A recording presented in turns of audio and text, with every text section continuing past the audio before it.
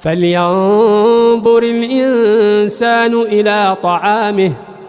أنا صببنا الماء صبا ثم شققنا الأرض شقا فأنبتنا فيها حبا وعنبا وقضبا وزيتونا ونخلا وحدائق غلبا وفاكهة وأبا متاعا لكم ولأنعامكم فإذا جاءت الصاخة يوم يفر المرء من أخيه وأمه وأبيه وصاحبته وبنيه